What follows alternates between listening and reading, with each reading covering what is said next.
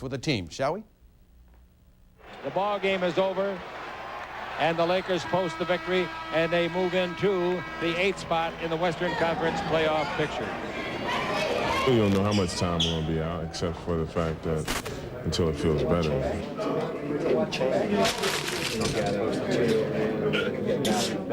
It was a win. That's all that matters. Baby gifts. See you guys in Utah. You know what this is? This is my brain sucker. You know what it's doing? It's starving.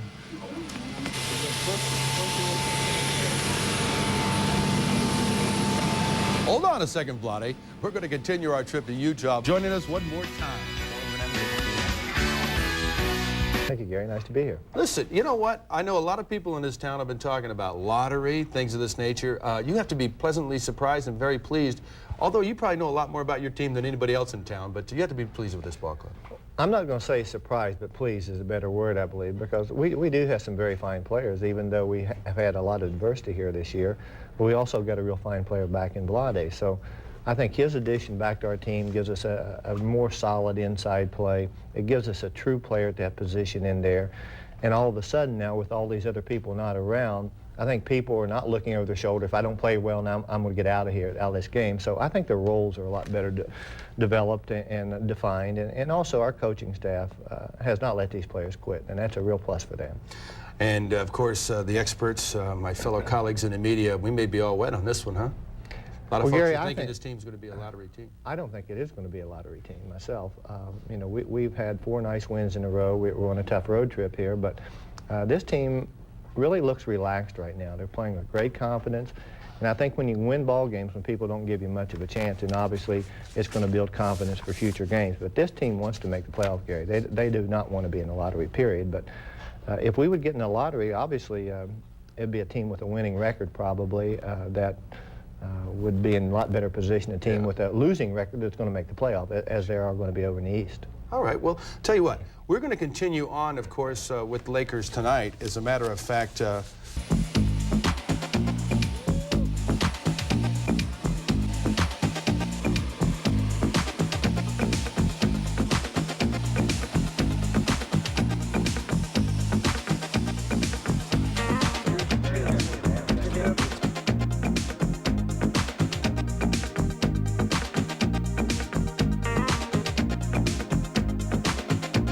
Leave it alone. Hit me. Get a hand. Yeah, shut up. Shut up. Disgusting. Oh, shut up. You did.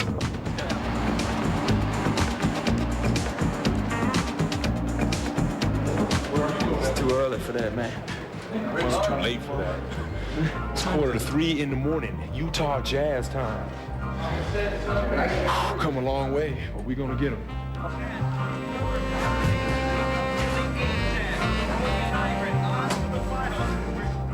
Oh, it's not easy being in the NBA. Just beat Dallas tonight. I'm still working. They're asleep, and I'm still working. Oh, we're gonna play Utah tomorrow. I might can get some food in the morning. Get ready to go to bed. Roll out. But I'm gonna call and see can I get some room service. Oh, room service is closed. Only thing I got is some water. You want some water? I'm tired. It's been a long day. I still can't get to sleep, though. What time is it? 3:05. I'm watching TV. I'll try to get some sleep anyway. Good night, guys.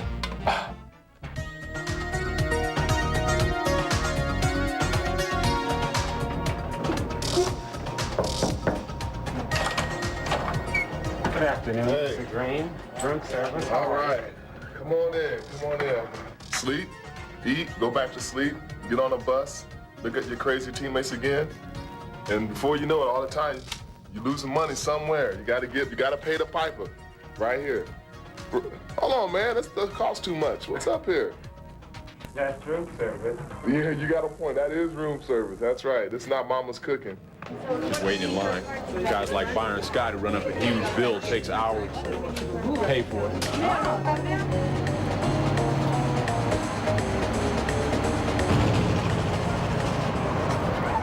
You need your shoes after the game?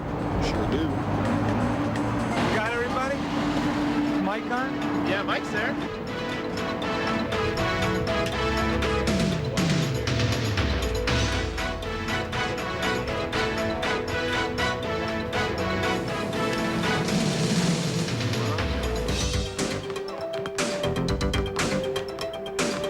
This one over here who left a message on my phone when the red light goes on at 2:45 in the morning, and I wake up and I think, my God, what's that?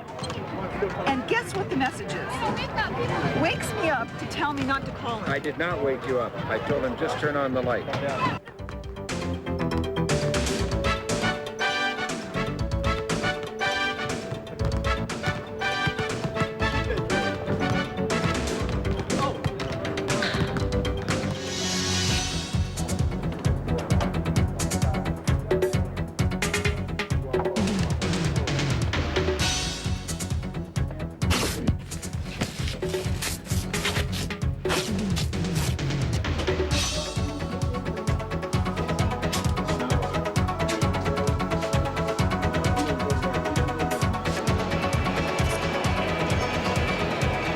On the court, ladies and gentlemen, the Los Angeles Lakers.